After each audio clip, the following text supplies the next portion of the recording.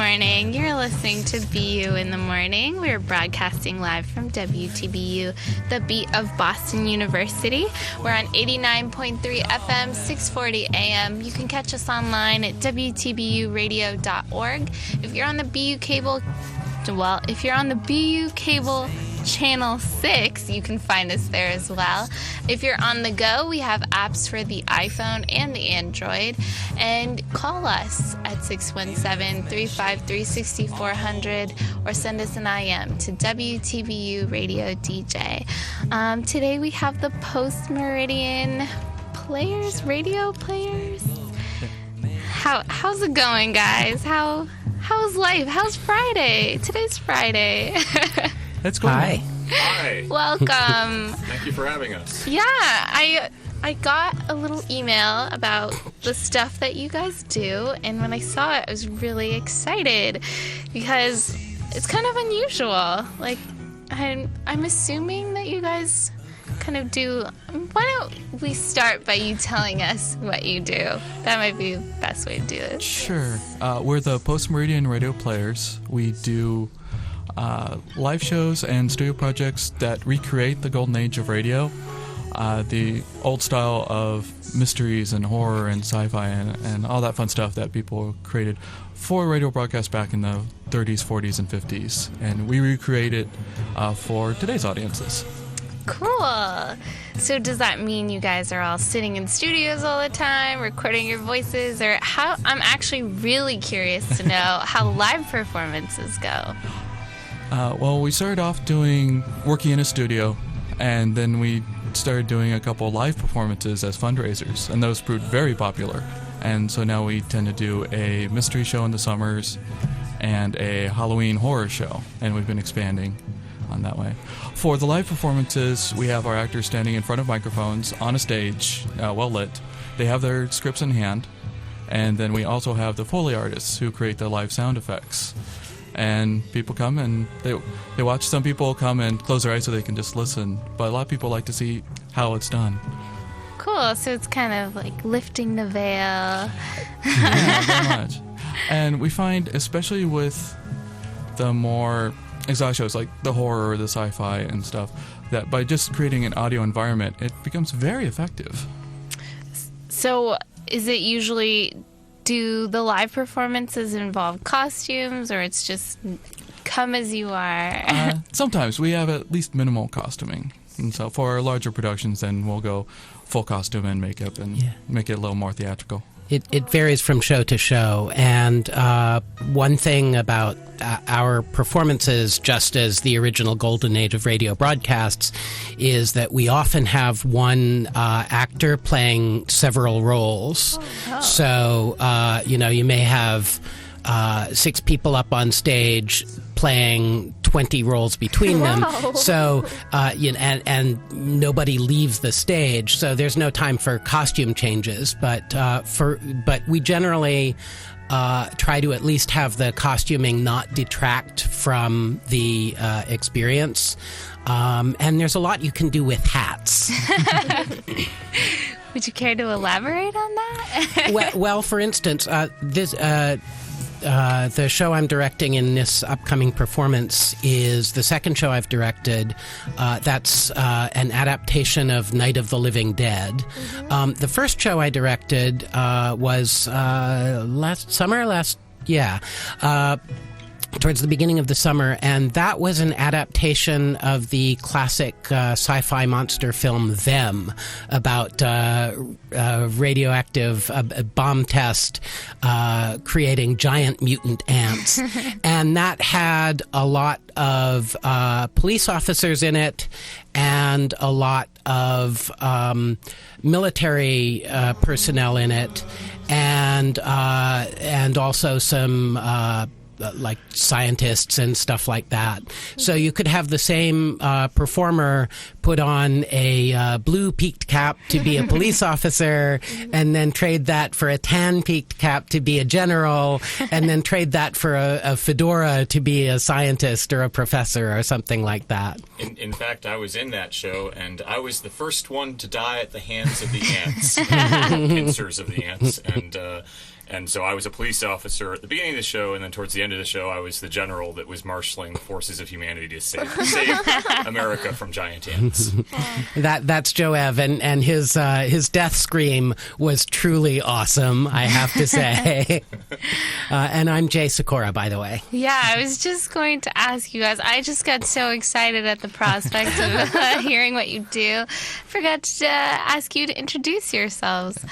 But also, maybe along the same vein of introductions, could you tell us a little bit about how each of you got your start in radio? All right. Well, I am Chris DeKalb. I am the producer of the show. I've been with Post-Meridian Radio Players since our very nearly the beginning, which was about 6 years ago. And I got involved just because I really enjoyed the old-time radio programs and used to listen to them replays when I was a kid. And so as soon as I found out someone was doing new ones, I started right off.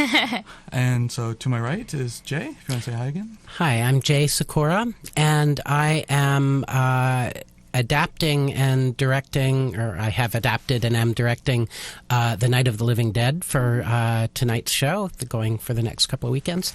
I got into the Post-Meridian Radio Players through my partner, Mare. And the Post-Meridian Radio Players is part of sort of an umbrella nonprofit group with a regular staged theater group called Theater at First. Both do most of their performances generally around the Davis Square area. And I met Mare indirectly through Theater at First, and a lot of the same people do shows in PMRP, so I got into PMRP through that. And I believe the first thing I did with PMRP was I was cast as the narrator in an original adaptation of The Telltale Heart by Edgar Allan Poe. And that was a lot of fun because I got to start off as a nice, sympathetic, pleasant character and draw the audience in as it became clear that I was actually a murderous psychopath. And that was fun. And then I've done a few other things. One big thing I was involved with was the Post-Meridian Radio Players has done a few very large-scale performances. Several of them have been at the Somerville Theater, sort of big events trying to recreate the atmosphere of a classic old-time radio variety show with several different sketches and then a longer performance that's generally sort of tied in some way. And the first one of those that was done, the longer performance was an adaptation of The War of the Worlds. Original adaptation set in Boston. And because we had a huge stage to work with, we could have 5 people doing Foley, which is live sound effects, and I was one of those. And that was a lot of fun because it had things like ships blowing up at sea and cannonballs dropping in the water and things like that. And there were some digital effects, but mostly we did that with tools to create sounds, such as you can get a surprisingly good explosion by putting a length of heavy chain in a metal mixing bowl and shaking it. So that's how I got into it, and this is the second thing I've directed, and the first thing I've adapted. Cool. So, sorry for monopolizing the time here. Hi, I'm Joev Dubach, and I'm an actor in the first segment of the show that's going up tonight. It's called Ghost Hunt, and it's directed by Mindy Klenoff, who couldn't be here tonight. Today. Whoops. Whatever. She'll be there tonight, I'm sure, for the opening of our show. And this is my 5th PMRP show. I started, my very first one was actually a year ago, was the first Halloween show, and I've been doing it a lot since then, acting in various productions. And actually, Mindy was the one who suggested that I get into it, so it's been a lot of fun working my way through it and doing all of these fun shows. Cool. So I guess we'll just start from the ground up with all the questions I've been building up inside of me. How do you even begin to form a concept, or write a script, or how does it all start for a radio show like that? Well, originally we were doing recreations of classic episodes. Like tonight we have two parts of the show. One is the Night of the Living Dead adaptation, and the other one is Ghost Hunt, which was originally broadcast on the Suspense radio program back in 43, I want to say? Nope, 1949. 49. I was only off by 6 years. I prepared. Yeah. So we decide if we want to recreate an old show using the original script, or if we want to do something original. And then we basically get so ideas. in the case of Ghost Hunt, it actually had basically all male characters, and so Mindy, in just sort of adjusting it a little bit for today, in addition to fixing a little bit of the anachronistic stuff, a little bit of sexism here and there and whatnot, actually changed a couple of the characters from male to female that worked equally well that way. And so, but the script is pretty much the same script that was recorded in 1949. So that's a very direct, just slight adjustment from the old time way it was done to the new thing. But Jay, for Night of the Living Dead, had a much more challenging job because there was a movie, that he was adapting. And to make that work, you have to actually convey to the listener what's happening without the benefit of actual live pictures. I noticed that a lot of the radio plays that you would mention had a horror or kind of a scary theme. Is that part of the radio play tradition, or just part of Post-Meridian's tradition? It's definitely part of the Halloween tradition. Yeah. We started off doing Halloween shows specifically, and we just happen to have a lot of horror fans in the group, so a lot of those were proposed. But we've been expanding out a little bit more. Like I said, mysteries have proven to be very popular. Also, we did a Burns and Allen one time that was really funny. Yeah. Also, a fair amount of science fiction. There is an original sci-fi serial called The Adventures of Redshift Interplanetary Do-Gooder that's intended to be in the style of the old radio serials like Flash Gordon and that sort of thing. But camped up. Yes. Yes. Cool. What is your favorite? I'm trying to figure out. So many questions. I'm just too excited today. So you do radio recordings and you do live shows. Which do you prefer? And does it have something to do with audience interaction, or? Well, so I could say that I really like having the audience and bringing them into the booth with me, as it were. Like, we have this audience, that's right there, and we use a church, and it's really actually an intimate situation, because people can close their eyes and just listen, or they can look at you and you're looking at them, as opposed to acting on stage where you're actually looking at the other actors on stage because you're directed at them. In front of microphones, you're able to establish eye contact with individual people in the audience and try to, engage them and make them feel the sort of emotional context of what you're doing. So I really like that. Have there been any particularly wild reactions to the play? We had the woman who fainted one time. Oh, my goodness. Several years ago, we were doing the classic story Carmilla with the female vampire. Love that story. And it turned out one of the people in the back of the audience had a blood phobia. Oh, no. And so when we got to the blood part, she kind of fainted. She was fine. But yeah, that's the most drastic reaction we've had. Did you have visible blood, or was it just the idea? No, it was just the description got to her. Yeah, it was just too real. Yeah. And we've made people squirm sometimes. That's kind of fun with the sound effects, especially for breaking bones, all you're doing is twisting celery, but under the microphone, it sounds so gross that we can get some really good audience reactions. And, I'm in Ghost Hunt, but I've been there for the rehearsals for Night of the Living Dead, and some of the zombie sound effects, spoiler, there are zombies in Night of the Living Dead, are really, really creepy. Like, I'm just squirming in my seat because of the squelching, lip smacking. Do people who attend these shows get to see what creates the sound effects, or? Yes, yeah, that's actually one of the big attractions. People enjoy watching the sound effects getting done. We try to do as many with actual people on stage as possible. Some of the effects are digital.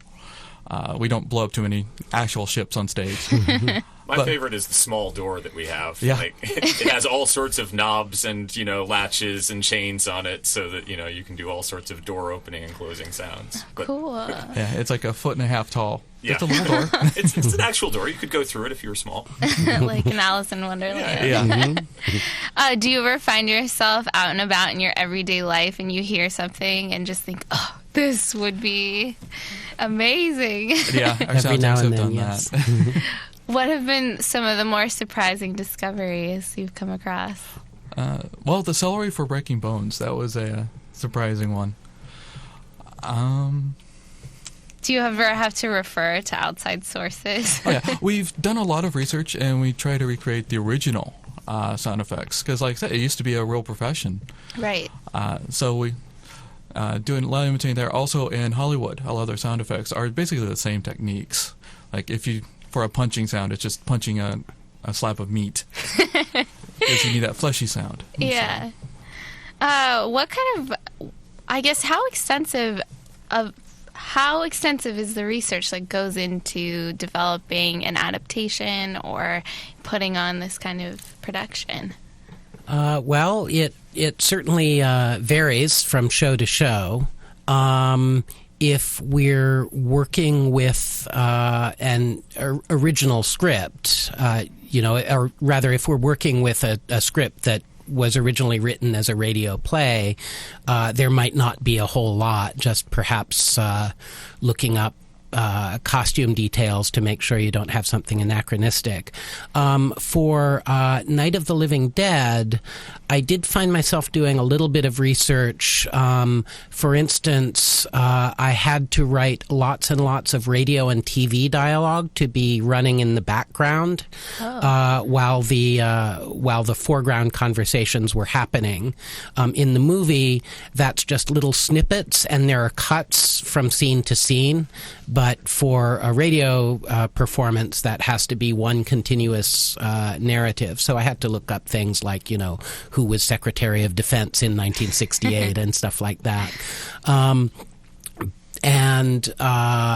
And of course, it involved, as you would expect, a very, very close watching of the movie many times. Even though I was changing a lot of stuff from the movie to understand things at a really deep level. The last show I was in was called The Sign of Four. It was a Sherlock Holmes story, and Jeremy Holstein adapted it from the original novel, and so there was a lot of textual changes that he had to make in order to make it into a radio play. Like, you don't have any narration in the context of a radio play, so it was a serious adaptation of this story that he worked on really hard.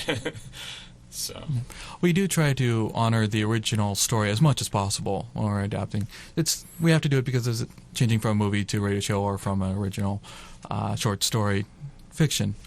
But we do have some original we do radio original plays works as too. well. Like Yeah. last Halloween, we had 3 all-new radio plays, all in the style of old-time radio drama, but, one was written by somebody local to Somerville, one was written by somebody in New Hampshire, and I forget who the third one was. Other one was in the Midwest. Midwest. Yeah, but that allowed us to do an original story set in the Red Line subway So Cool. that was fun. Yeah, that was actually a horror story about what happens if the train system fails. I'm thinking about if I had to go see it, I would have to take the red line out to see it. Yes, well, in particular, after seeing it, people had to take the red line back. And we sort of reveled in the idea that they might actually be a little scared to get back in the station after our show. Oh my gosh. Do you get a lot of new submissions for radio plays, or is this just a new thing that's just happening organically? We get a fair amount. For the Halloween show last year, that was the first time we put out a call for new scripts, and we got 24 or 25 scripts that came in with a fairly short notice. So yeah, there's still quite a few people out there who really want to write these. How long does the group spend practicing and rehearsing before actual productions? 8 to 10 weeks usually. Okay. For rehearsals. And we do one long rehearsal each week until we get up to towards the end when, in the last week we rehearse every night. Cool. And often the Foley performers doing the live sound effects will meet separately and figure out what can we use to make the sound of somebody's head being smashed with a club or something like that. Experiment. For that matter, if your show has a lot of monologue bits, some people will rehearse individually in order to not take as much time from everybody else. So. Yeah, each of our shows take about 3 months prep time, roughly. So. Start to finish. Yeah, well, for that matter, when we do our show tonight and next weekend as well, so two nights, Friday night, Saturday night, this weekend, and then next weekend we'll have Wednesday, Thursday, Friday, and then a Saturday matinee. At each show, we'll be telling people about the next thing that we're having auditions for. What's the next thing we're having auditions for? And the next one is actually our big broadcast, our Christmas show. We have a very busy schedule this year. Right. So the big broadcast, that'll be in the Regent Theater, so a big in Arlington, a big show. But yes, we always want new people to come in from the community because this is something that anybody can get into. If you're able to act or you're able to do sound tech work, or if you're able to try Foley. Foley is a neat place to start for a lot of people. And lots of people have joined and participated without any prior experience. Oh, so it's just we're a volunteer group. Are. So, yeah. You can go to auditions. Even if you don't think that you will actually do it or that you'll actually get cast, you can just get the practice of being around other people who are interested in doing this sort of thing. You get your sides and try to do your best at acting and maybe talk a little bit about Foley with somebody.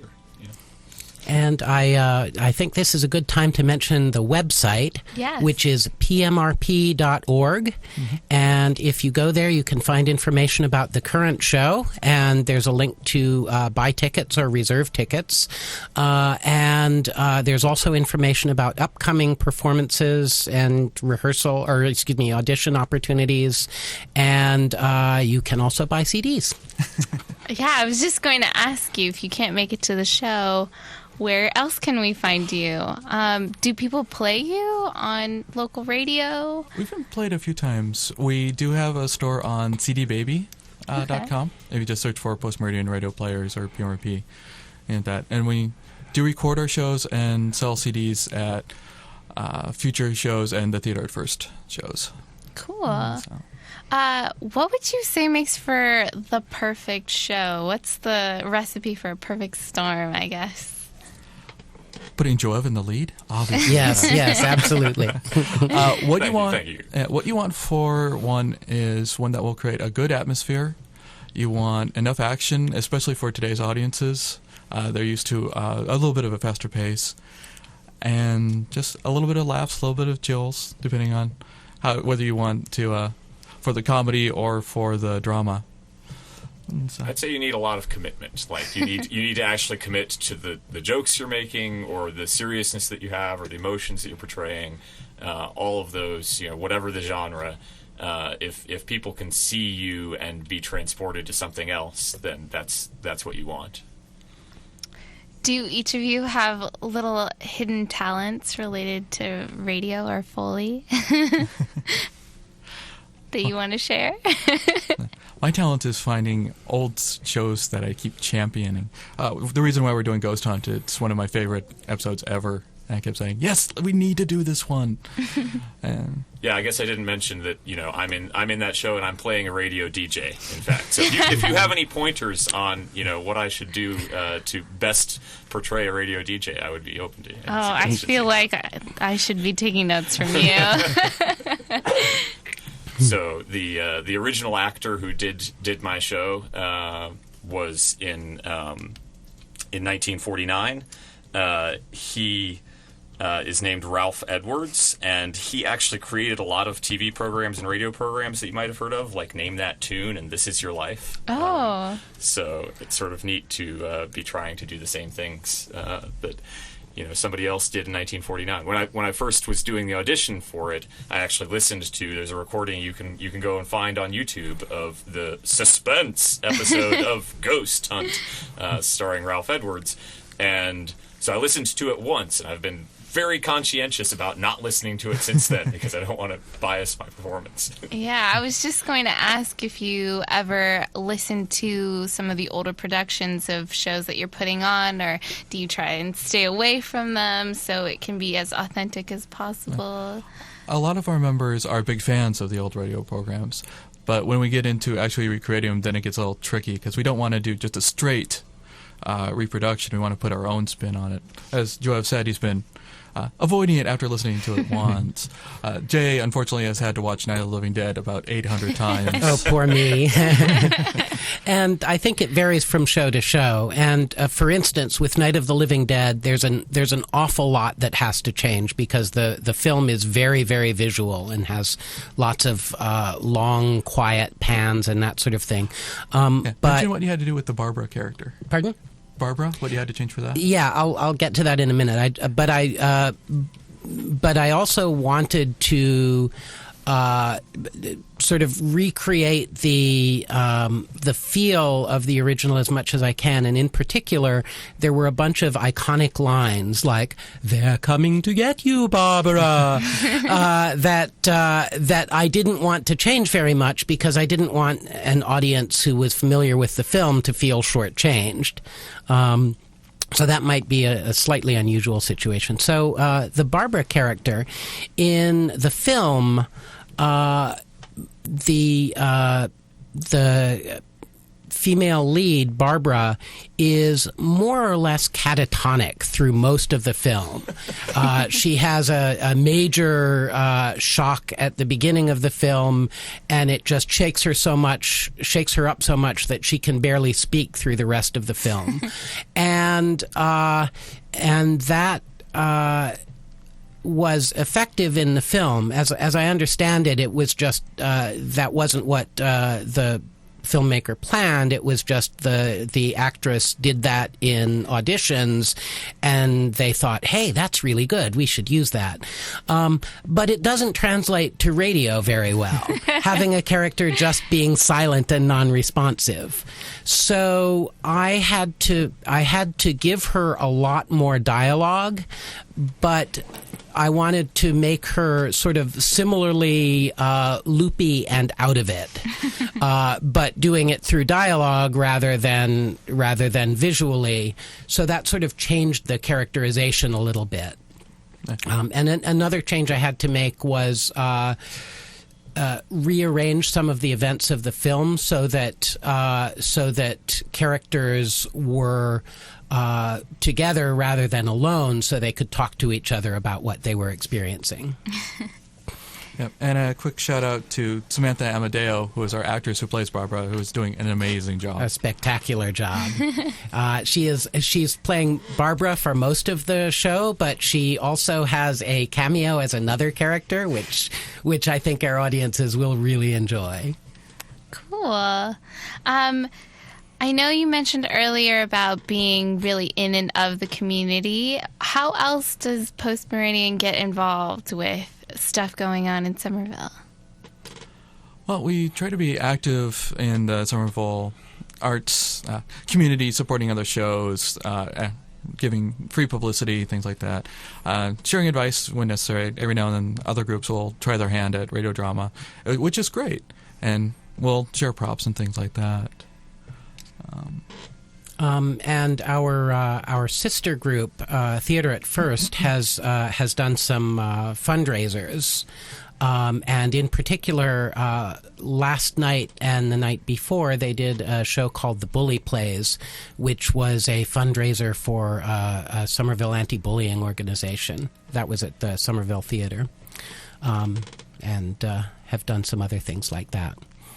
Nice. It's also sort of more broad sense of community in terms of we do an annual performance at the Aresia Science Fiction Convention. So last year we did The Day the Earth Stood Still, and I don't know if we should say what we're doing this year yet, or if that's still a secret. Not quite yet. Yeah, still a secret, but it's going to be awesome. Take my word for it.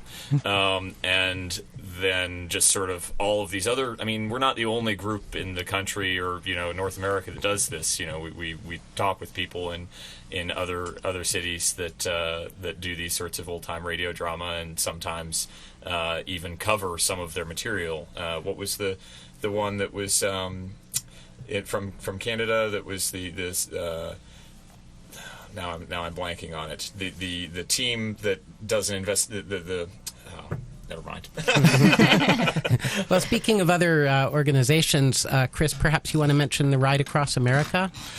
As Joev mentioned, there are other groups around the country that still do new radio drama, and 2 years ago we did The Legend of Sleepy Hollow, and we teamed up with 3 other groups across the country and called the Ride Across America, where each of us did a different variation all over Halloween night. PMRP did a traditional. A group in Atlanta did a Southern style one. We had a group in Arkansas that Oklahoma that did a Native American themed version, and then we had a group in Seattle that did a 1950s version with a sci-fi slant. So what are all the defining characteristics of each of those themes that sets them apart? You mentioned there's a traditional 1950s. Right. Our traditional was set in the early 1700s, very much based off of the traditional story. The Southern one had different characters and used the atmosphere of the American South. The Native American one was set in the late 1800s, and then of course the 1950s had modern with trucks and normal policemen figure out why is this guy chopping up people's heads. Because of Post-Meridian's kind of, their theme or their reputation to stay true to the golden age of radio plays, is it typical for Post-Meridian to be putting on stories that are as true to the original as possible, or are there slight adaptations thematically? We like to at least honor the original one, and we definitely enjoy the retro. We do adapt somewhat. We include more female characters. If we find that, because of the time it was written, that the story is a little not terribly PC, we'll adapt it a little bit for modern audiences, because we're here to have fun. We're not here to offend anybody. And that was a big issue with my adaptation of Night of the Living Dead, because the original film, and it's interesting, you don't notice this quite as much when you're watching a film for enjoyment, but when I was watching it really closely and transcribing it, there's some just shocking sexism in there, and I was leaving the radio adaptation set in 1968, so I didn't take all of it out. I didn't eliminate the ideas of gender roles that the characters in 1968 had, but I made it less jarring and less shocking for a modern audience. We want to shock you in other ways. We don't want to shock you by offending you. And some of that involved adding some completely new, smaller characters. Nice. In Ghost Hunt, we changed the songs that we were using, and we also changed some of the dialogue that seemed anachronistic, so we wanted to situate it not concretely in either 1949 or modern times, but we wanted it to be a little bit fuzzier than it was, originally, where they were talking about grammar school, where I've never heard anybody mention grammar school in any places I've lived. So. What were the reasons for the changes in music? Well, just to, bring it up to date and have something people were familiar with, I guess. So we were, the original script had a Louis Armstrong number, and it was, jazzy. Now we lead in with Zoot Suit Riot. It's still old, but, not as old as the Louis Armstrong number that people didn't know. Because it was not one of the famous ones that's made it through to now. It was one that people aren't that familiar with, but at the time it would have been. So we enjoy the retro feel, especially since we're doing radio drama, but we don't feel constrained by it. So there are references sometimes that are just so specific that only people at that time would know, because they've really faded from view. Or the original version of this radio drama, actually, one of the other things that we took out was all of the references to Autolite spark plugs, which were interstitially in the middle of the show all the time. They'd be announcing that remember, brought to you by Autolite spark plugs. So, who knows what those are? Some of our shows we've left those in. Yeah, I would be really amused to hear like old time ads and promos. Yeah, what was the coffee one that we did for the Burns and Allen show? Maxwell House Coffee. Yeah. Yes. Oh, we heard that a lot. And it kept cutting in at awkward points during the comedy that like one person would use the promo as a weapon against one of the other actors to be like, shut up. I'll do the promo now. Well, I think we're going to take a little music break, and we'll be right back. You're listening to BU in the Morning, broadcasting from WTBU, the beat of Boston University. Hey there, you're listening to BU in the Morning. We're broadcasting live from WTBU, the beat of Boston University, 89.3 FM, 640 AM. We're online at WTBUradio.org. You can catch us on the BU Cable Channel 6, online. I already told you our website, but check it out again, WTBUradio.org. Check out our iPhone app and call us, 617-353-6400, or send us an IM. Today we have the Post-Meridian Radio Players, and say hi. Hello. How's it going? Do you think that maybe you could do a little radio tidbit, a little teaser for our listeners before we go? Sure. So, since my show is actually a radio DJ, we have an intro bit at the beginning of the show where I'm doing my little radio DJ shtick before we get into the part where I, spend the night in a haunted house. Mm-hmm. So I'll give you that bit. Okay. So, you lead into a little music. And yeah, didn't that leave you high, huh? Left me feeling treetop tall. That was the Cherry Poppin' Daddies with Zoot Suit Riot. And that's all for the Hot and Mellow Hour tonight. Yes, this is Smiley Smith, your favorite disc jockey, I hope, here at the Hot and Mellow Hour, home for the season. I'll be back again tomorrow night, minus the music, but with a little surprise for you. Tomorrow night, Friday night, as you know, is Stunt Night here at Station WXP, and have I got a stunt for you. Last week, you remember, I planted my secret recorder in the J.P. Morgan Executive Washroom, and I let you listen in on the playback, remember? Well, tonight, as soon as I leave the studio, do you know where I'm going? Your friend Smiley is going to spend the night in a haunted house on a ghost hunt. You heard me, a spook hunt in a haunted house. I'm bringing my little recorder along with me, and if you tune in tomorrow evening at this time, you'll learn what it's like to spend the night in a haunted house. Ain't that something? A real haunted house, no kidding. 4 people are known to have committed suicide there. So tune in tomorrow night and share a real thrill with your old pal Smiley, I must be crazy, Smith. Good night. Thanks. I forgot that my mic was on, and I was laughing in the middle. I realized it might kind of mess with what the narrative happening, but No, that's okay. We hope the audience is laughing. Yes. As well.